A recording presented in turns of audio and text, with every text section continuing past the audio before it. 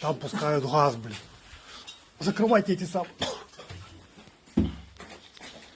Помогите, люди! Помогите!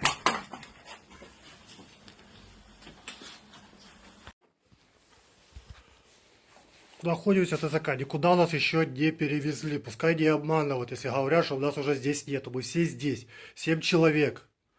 Нас было 8. У него дочери случился припадок эпилепсии. Его куда-то утянули, куда непонятно. Дальнейшая судьба его неизвестна. Нас травили газом, выпаливали.